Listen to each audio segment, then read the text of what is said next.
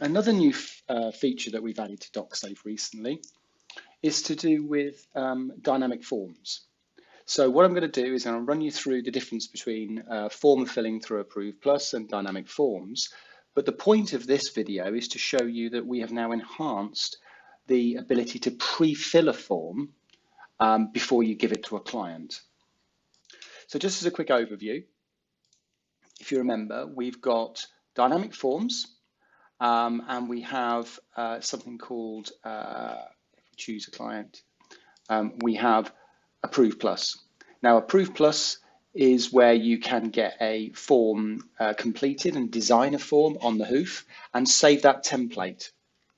But the difference between that and dynamic forms, if I switch back over, is that dynamic forms, the end result of a dynamic form, which you create, which is exactly the same as Approve Plus, you actually store the entire document. So if you want to use that document again, it's automatically in your library.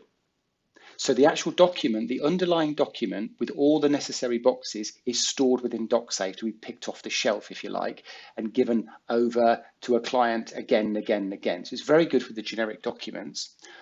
It's slightly less flexible in terms of some of the features, but it does allow you to rapidly distribute forms, ready-made forms, to be completed by vast numbers of clients. Now, dynamic forms are where we've enhanced the pre-fill, and I'll talk you through that now. So let's go and pick up on a form that we have in memory. Now, this form here is a form that we have designed already, and this one can be picked off the shelf. So just to recap, this is a document that's been created in dynamic forms. I'll just jump out of that. And if we go to a client, rather than uploading a document like you would do with Approve Plus and then use a template to get a form signed and completed, we have a drop-down menu, and we have various drop-down menus here. And all the things that govern what happens in a folder are here. And you can ask for the top option, and that is to request a form fill. This means that you can pick one of those pre-made dynamic forms off the shelf.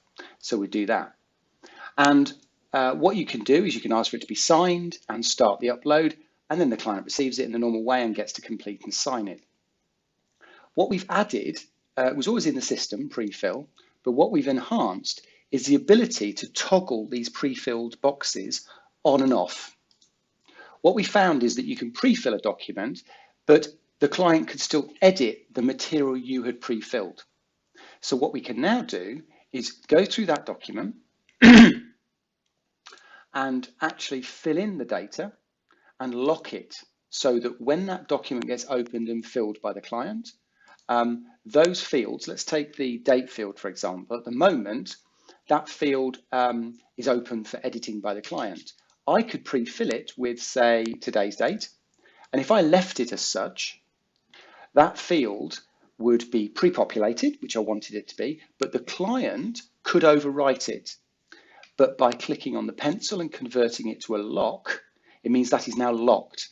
That is not editable by the client. So any pre-filled information in a document you don't wish the client to be able to change, you can now lock down. And that's our latest improvement to dynamic forms.